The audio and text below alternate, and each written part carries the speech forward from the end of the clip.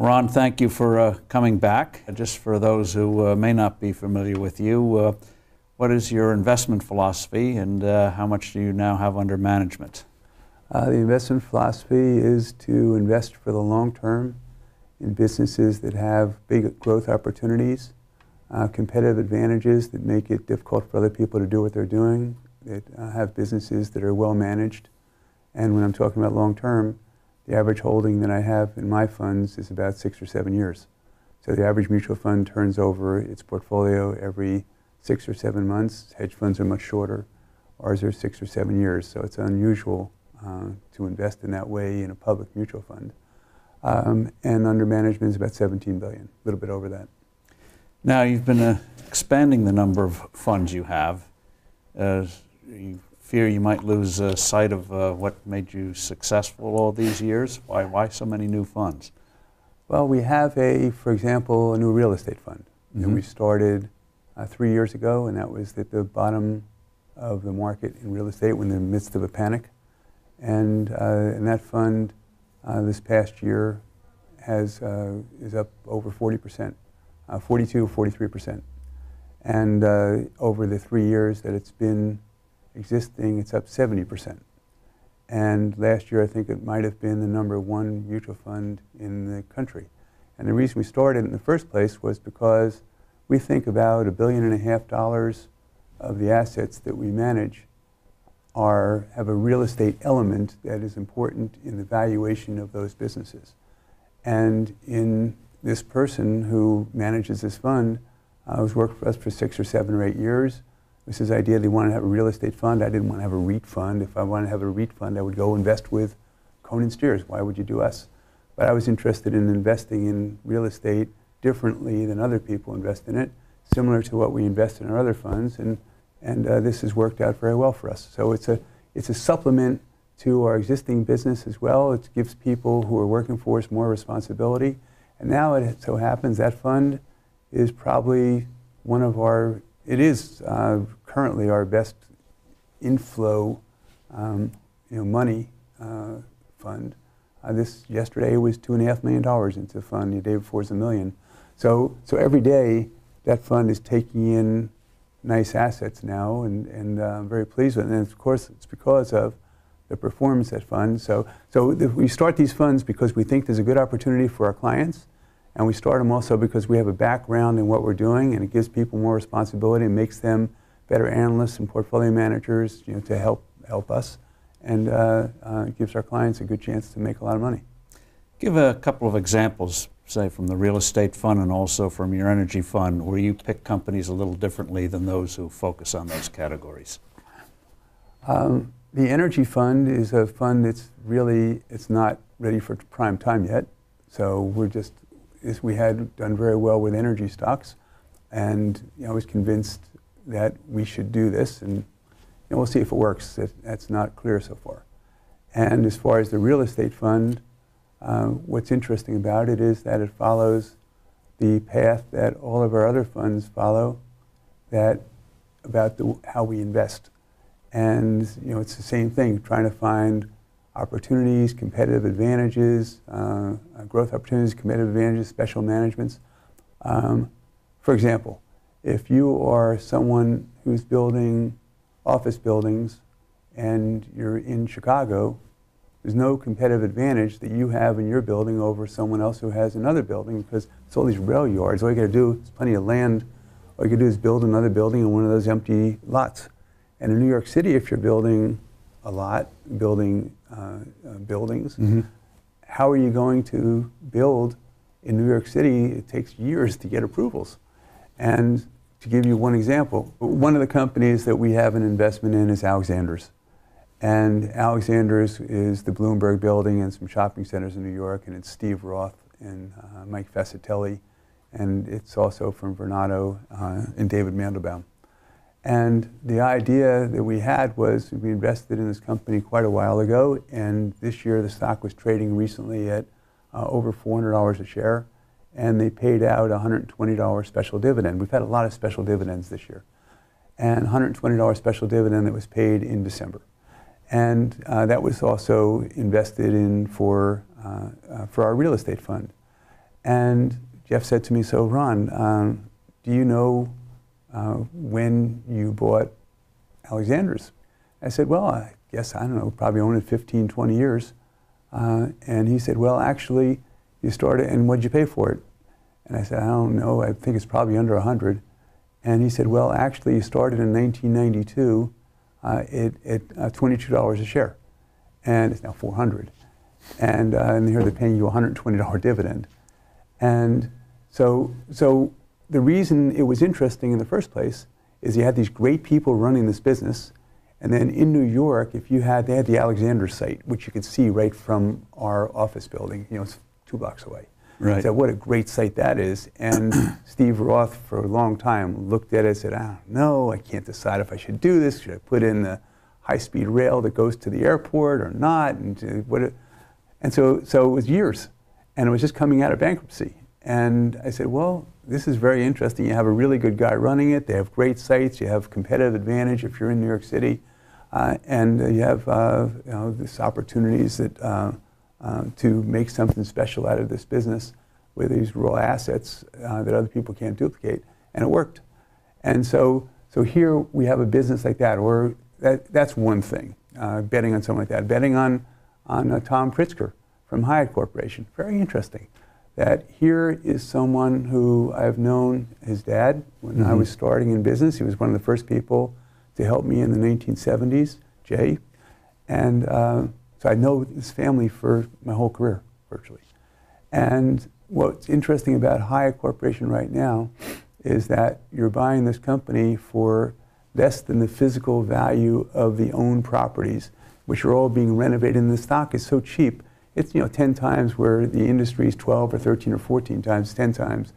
And so people are not so interested in it. But to me, what's really interesting is they've had a lot of rooms that are out of service because they're renovating them right now. And so this guy has chosen, I don't care about short-term earnings. I care, for Tommy, I care about making the properties suitable so that when times are better, that people are going to want to stay in these properties, stay in these rooms, and pay me higher rates. So he renovates his properties. But then what's really interesting is that's good. He's got an underrepresentation. He's got really fresh properties, and he's got underrepresentation in big cities in New York. It's interesting. But in addition to that, in China there happen to be 1 million hotel rooms, and there's 1.3 billion people. In the United States, there's 5 million hotel rooms, and there's 300 million people. In India, there's 160,000 hotel rooms. That's like in Orlando. And so what he's got is he's got this ability to go into these new markets like China and India with this iconic architecture, which comes from his dad's level architecture, Pritzker Award. And he's going into these new markets where there's these tremendous opportunities, and where the Pritzker Award was given out this year in China, and the premier of China was there to help with the award, and it was above the fold in the newspaper. That was such an important thing. And they're doing it with other people's money. So he's paying key money, which he gets to expense, and if you're spending $100 million a year on keys to get into those markets, and you're growing your business very nicely, then you're going to get leases that are going to go for, 30 years, 40 years on new properties that are being built in China where they're under-hoteled. And you're going to make on that investment, so if you put up $100 million and you get to write it off, then you're only investing, say, $60 million, and you're going to be making $20 million or $30 million a year in that $100 million investment. But it's really 20 or 30 on a $60 million investment. So one of the concepts that I have is that we're looking for, in a very high-tax, slow-growth economy, I want to look in high-regulation economy, then I want to look for companies that are investing in themselves and getting to write off that investment, and with competitive advantage, and therefore are willing to penalize current earnings, and therefore their stocks are going to be lower than they ordinarily would, so the business can be much bigger in the future than it is today. That's what we're doing. So we invest for the long term in real estate, just like we do in every one of our other businesses. Since the financial crisis, you've had a rough patch, and one of the things you've said in the past is when you have a discipline, you stick to it. Otherwise, you're just going to get whipsawed. What have you learned from the last 5 years? What have you said, what should I have done differently? What did I do right and what did I do wrong? In the worst mistake I made So I made a couple. You make mistakes every day. Right. Or not big ones, but I mean, you do make, it's amazing that you're still making mistakes. I still make mistakes after all these years. It's when you think you're infallible, you get in trouble. Oh. So with Barron Partners Fund, that was one of the top performing mutual funds in 2004. And so the fund then grew a great deal, went from several $100 million to $3 billion. $2.5–3 billion. And what I did is that it's a focused fund. And I went from having 20 or 25 stocks to try to make it less risky. I went to 60 stocks. And then when the market crashed, so I wasn't getting good enough performance with a diversified portfolio, wasn't following the strategy that the fund normally adhered to. And then when the market crashed and the stock and it went down, I sold at the bottom the worst, my best companies, and made it into a safer portfolio, so it didn't rebound. So wrote it down, then it didn't rebound as much as it should have. So all of the funds that we manage are above where they were at the peak in 2007, 10%, 12%, and this fund is still down 3 or 4% from where it was in the peak in 2007. What I've done, though, is I've taken the number of stocks in that portfolio from 60 back down to 21 or 22 stocks again, so it's back to fighting form once more. And I really like the portfolio investments. And so one thing is that you don't do is you panic at the bottom and you act contrary. You try to think what the market's going to do and make macro judgments instead of trying to be focused on your businesses. So be focused on your businesses, number one, and try to keep the market out of what you're doing. What else did I do wrong? That's one of the biggest mistakes. You're bullish today. Yes. Even though people can make the case, Washington seems determined to bring the world to an end, Europe, Japan. So what makes you bullish on stocks, or do you think you pick companies that know how to navigate these troubled waters? Well, you pick companies that you think are going to navigate the troubled waters, for sure. But I think that the idea that we have, is that over the long term, stocks provide the best rate of return. And the reason stock market, of all the different asset classes, of bonds or real estate or commodities, and stocks have been the best over the long term. And the reason stocks have done so poorly in the past 13 years is because in 1999, they were 30 or 33 times earnings. And 32 or 33 times earnings was historically high in this country. So normally it's 10 to 20 times earnings, and the median is 15.5, and then it was 32. And the reason they've done poorly in the past 13 years is earnings have gone up 2.5 times, but the multiple's down from 32 to 13. So now it's below the norm of the past 150 years. So it's now 13 instead of 15.5. And business prospects seem fine.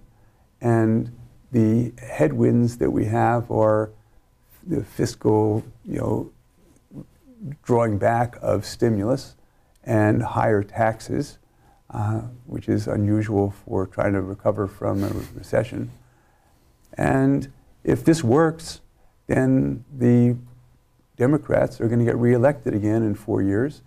And if it doesn't work, then what's going to happen is that if the Republicans can put up a candidate who doesn't have, odd social policies that are alienating very large percentages of the population, then you'll probably have a Republican as the candidate. But if they keep putting up candidates who want to offend blacks because they don't want them, they want to put up barriers so they can't vote, or women for taking away their freedoms, or Hispanics by saying that they should self-deport.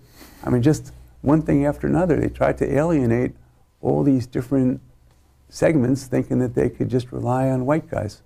And they lost women, I think, by 36 points. So if they come up with a reasonable candidate and they have a pro-growth agenda, I think the Republicans will win next time. So that's your long-term view. Well, or that the Democrats may be learning, and maybe they'll be successful in the policies they'll put forth, and most people would have been happy to pay a little bit more in taxes to avoid the crisis we're going through. But so far, all we seem to be getting are higher taxes and no cuts in spending, which is puzzling. Now, you've written in the past on companies like Ralph Lauren, Under Armour, and others that have, were once small and then grew to be big. What are some of the smaller ones that excite you today, the future Lorenz of tomorrow? Well, we have one of my favorite investments right now is a company called ITC Holdings. Mm-hmm. And ITC is a company that is the leading electricity transmission company in the country. And what they do is that the government has decided that in order to be more efficient in the provision of, use less energy, that what we should be doing is that we should be more efficient in transporting that energy. And electricity companies have underinvested in transmission because they make 65% of their money from generation. Right. So it's not really in their interest to invest in transmission because that means they would need to have less generation. So the government said, okay, we'll give you a different capital structure, a different return on equity. So our guy is the only one that's independently owned, and he was spun out from Detroit Edison. Henry Kravis bought it, and spun out from Detroit Edison when they gave this new regulations that were implemented, and our guy has run this company. And we've been the largest shareholder in it for about 5 or 6 years since it's been public. And we've made about triple so far. And I think in the next 10 years, we could make 6 or 8 times more. And I think we got at least 2 more doubles. And if they change their corporate structure after 10 years, then we can get another double. And the reason for it is that when we first invested in the company, when they were owned by Detroit Edison, they were spending $100 million a year on 15,000 miles of wire. And $100 million a year was enough to make them the worst electricity transmission company in the country. And when it was spun out, they began to spend $500 million a year, which is where they're earning this new higher rate of return. And they will soon earn, and they're now spending $800 million a year. Entergy, which is an equivalent size company, also owned 15,000 miles of wire. They're about to spin out their transmission business. And when they spin that company out, it's going to be combined with our company, so it'll be twice as big. So we got 15 to 17% of growth assured the next 3 or 4 or 5 years without the combination with Entergy. If we combine it with that, then it looks like we got 15 to 17% growth for probably 10 years. And Entergy also is spending $100 million a year. So I think that here's a business that is providing, is solving a problem and is extraordinarily well run. The barriers to doing what they're doing are enormous. So I'm very confident that that's going to be a very interesting business. I would mention to before about Hyatt Corporation, how I think that's very interesting. You know what happens? We keep getting these companies that Ameristar is a provider of, it's a regional gaming company. And there's so many businesses in which we've invested in the past year that have been acquired. So Pizza's one, Ameristar, there's just an offer that was just made for that one. Cymer, another one, makes chips that are faster, and they make the lasers that make the chips. And it's a recurring revenue stream business. And we thought that they were spending $4 a share in R&D and only reporting $1 a share, so the stock looked expensive when it was selling at $50 a share. But what we thought, $50 for $1 of earnings. But that was after $4 of capital spend, of expensing for R&D. And so we thought that when this new generation of equipment came on stream, instead of making $5 a share, they make $15 or $20 a share. And one of the things I was most concerned about was would I really get to have an investment in this business at $50 a share that had an unusual technology that was going to be giving us the opportunity to make $15 or $20 a share, and it would sell $200 a share. And what happened is ASML was their biggest customer, said, we're not going to give that opportunity, we're going to take it. And so they bought it from us at 90. So we're seeing activity. Can you have a handful of other examples? Well, another one. What the investor appetite? For, well, that was one this year. AmeriGroup was another one, which was a healthcare business. And that was one that we invested in. This is really interesting. We invested in this one probably 8 or 9 years ago. And it was a company that was a Medicaid provider and Medicaid insurer. And what they would do is they would go into a state and they would reduce the cost of Medicare by Medicaid rather by 15%, and then instead of growing 7 or 8% a year, grow 3 or 4% a year, 5% a year. And they would do it by providing services to the community that couldn't be provided by the government. And when we started, they were doing $1.3 billion in revenues, and they were $9 billion, and our cost was below 20. And now the stock, they just got acquired at $90 a share this past year, and it was trading at 60 just before the acquisition. So these companies that are just, the stock market's not expensive.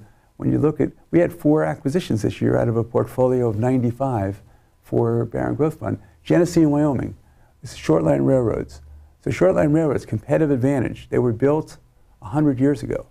And 100 years ago, they were able to get rights away. And when the company that built them was a manufacturing business, then all they were building them for was so they get their product to market, to New York City, to the big transcontinental railroads. And then what happened is that, so then it's impossible to build them anymore. You can't get the right of ways, and they're too expensive to build. It costs $1 million a mile for track. And economically, you can't justify more than $200,000 a mile for track, so they can't be built. And what our guy does, Genesee and Wyoming, is he comes along and he buys them from the company that owns them, and he says, look, you guys are just using it to get your product to market. I'll give you just a very low cost to get your product to market, but I'm going to run it like a real railroad. I'm going to put other people's products on the railroad, so it'll transfer some of these costs to other people instead of just to you.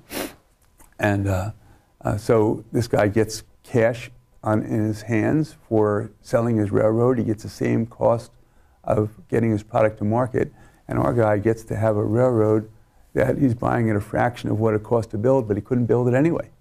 And so I'm very excited about that. And then all of a sudden, a Carlyle group comes along, and they say, and our cost is for 3 million shares, our cost is probably maybe 3.5 million shares. Our cost is below $20 a share. And probably 4 or 5 or 6 or 7 years ago. And Carlyle offers to buy $800 million at $58 a share, so they can buy the second biggest short line railroad, and that would be financing it. And they end up investing $300 million at 58, and the company finances the rest of it at 65, and it's now 80. That's only in the past few months. That just gives you an example of how cheap stocks are. One of my sons, Michael Barron, we're an investor in Carlyle Group, and he was meeting with Bill Conway. In fact, you had an article recently about David Rubenstein. Yep. And in that article, you talked about Bill Conway as being the best investor in the United States. And Bill was talking to Michael Barron, and he was telling him that it didn't really matter.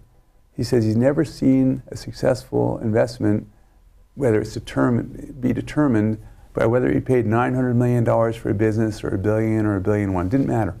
It just matters about whether you have a really good business or not that is acquired. When we invested in Carlyle, and all the other alternative investment money managers that had gone public, every single one of them, you would have lost money. Whether it's Blackstone, whether it's KKR, whether it's Apollo, you would have lost money in every single one. And when I met David, I was very impressed with him, and then of course Bill, and then their chief operating guys. And when we invested in them, we looked at it differently than others. And the way we looked at it is that we just stripped it apart, broke it apart and said, okay, what is, and just realized we had a business that was raising enormous amounts of money to be invested. And what was interesting is that if you look at the business and consider that here they're getting fees from their accounts that they manage money for, which we sort of thought were similar to mutual fund management fees. And if you take those fees and give a 5 multiple to the revenues or a 10 or 12 multiple to the EBITDA, then we had the price of the stock. And then you got the book value and you got the carried interest for free. And if we said if the carried interest normalized was worth 6 or 7 times and the book value is the book value, then instead of having a stock that was worth 22 or 23, you had a stock worth 50. So you're buying something at a big discount to value, and these guys had an ability, their expertise is the ability to do business with the government that other people couldn't possibly obtain because they have all these government guys in this business and they have all these connections and they're able to help the government do better by doing business with them. So what other alternative investments do you like right now? Well, we like Oaktree is another one. Howard Marks, he's been on the board of Kerzner, which has not been a successful investment for us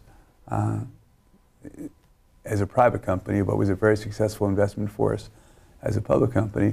But he bought debt out of, when it had gone bankrupt, I think it was from either Merv Griffin or Donald Trump or one of those guys.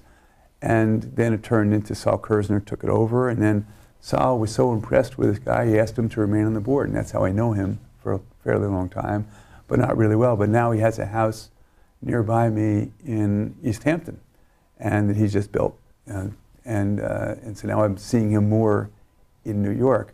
But when you meet him and you sit down and talk with him and listen to how he describes his business and how he thinks about people for whom, with whom he works and how he treats them and how he invests in businesses and the opportunities that he sees for those businesses, say, man, it doesn't take long after you meet someone like that to say, I want to invest with him. And it's like Tom Pritzker. I was talking with him and on television, and in fact before that even, because he was describing to me about how when he invested in business, he said, there hasn't been a single plan that's ever been presented to him that worked as expected. Not one. And he said, on the other hand, I now have these 4 businesses or 5 businesses that are all worth multi-billions of dollars that have all been apart and aside from my Hyatt Corporation. There are, industrial businesses. Right. There are leasing companies. There are healthcare businesses. All of them, each worth multi-billions of dollars, and all of them where people who work for me say, you can't invest in that business. That's not going to work. It's not going to become something special. Don't fund it anymore. You're just throwing your money away. And he did. And he didn't. He continued to fund. Right. And he said, but the reason is that he bet on people. It was all this people thing. So he said, which is like his dad. When I used to go to Jay with an idea, the first thing he would do is he'd have this Rolodex. He'd spin it out, and then he'd say, when I was interested in a business, and I would tell him about a business, he'd call the guy in the town which the business was operated in and said, what do you think about this guy? What do you think about the business? Just get him out of the board meeting. That's how he would make his first cut. But he would have this great confidence in being able to rely upon his understanding of balance sheets and understanding of people to be able to do this. But it was the same thing Tommy says, if I had known how simple it was just really betting on these people who were taking these businesses and making them into something, he said, it would have been much easier for me a long time ago. But Under Armour is the same thing. When you talk to the people in Under Armour and you see that here's a guy, it's so improbable that he could be successful, and yet he built a business from nothing to $1 billion in sales in 17 years, and then in 3 years from $1 billion to $3 billion almost, next year. And then on the way to something really big, if you can compete against Nike, where Nike is doing 800 million shoes a year, he's doing 8. And he's using the fabric that he's developing for garments, he's taking that into shoes and making a design shoe that's going to be much more suitable for athletes than the shoes that are used before. Everything else is the same. So he's going to have 10 shoes that are all the same, and all the sales that take place in Nikes or 1 or 2 other brands are smaller, but now he thinks that he's going to have one row of shoes that's totally different than all the others and technologically superior, and you think that's going to be a big opportunity for him, plus women's, plus the internet. One final question. You mentioned how at the beginning stocks are it in terms of long-term value creation. When does this bond bubble burst? I mean, how long can it go on? You know, I look at these charts all the time that show, Bridgewater has these great charts that show what long-term interest rates are, and they're 2%, and then they go up to 20%, then they go back to 2% again. And I don't think that what's happening now is so out of the norm of what's happened historically. And all the government is showing you is that the value of your money is just to transact. It's not to try to keep any value, not store value. And so the only thing that store value are things that can keep pace with inflation. In bonds, they're just going to, take your money away from you. It's just, sooner or later. They get you sooner or later. So it's like 1940 to 1947, when we had the same kind of debt to GDP that we do now. Of course, then we sort of had a way of getting out of it. Now I don't really understand how that's going to happen. But neither do they. Yeah, but 70% inflation, and takes money away from people.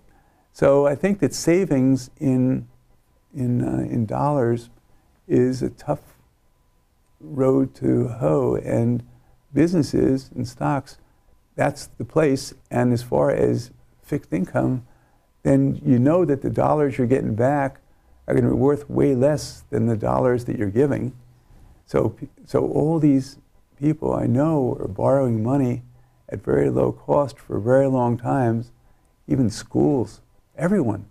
As many people as can borrow, and people don't have any way to get 3 or 4 or 5% interest for a long time, so they want to lend it to you.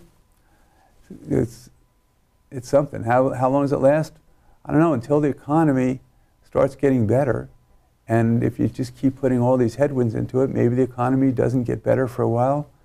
But if you keep investing in businesses that have a chance to invest in themselves and make high rates of return, like I was mentioning to you before, a Hyatt, or mentioned to you before, an ITC Holdings, those companies that, or Dick's Sporting Goods, that here they have half as many stores as they can have, and each time they open up a new store, they cost $10 million, $2 million. They get $10 million in sales and make $2 million a year in profits in 3 years. So invest 2, get 10 million in sales, make 2 million in profits. Boy, you can do that a lot of different times, as long as, and they're interesting investments, as long as the new stores you open are doing as much business as the stores that you opened last year and the stores you opened the year before, because the retailer has to keep doing more sales in all your existing stores in order for you to have a viable business. Otherwise, your foundation is crumbling from within. So when you have something like that, that's interesting. When you have someone that you're just lending money to, that's never been so appealing to me. Unless you're lending money to someone like Howard Marks does, or like Mike Milken used to do, so they can take over their business when they fail to pay you back the money they owe you. Ron, thank you very much. Thank you very much. Thank you for coming by.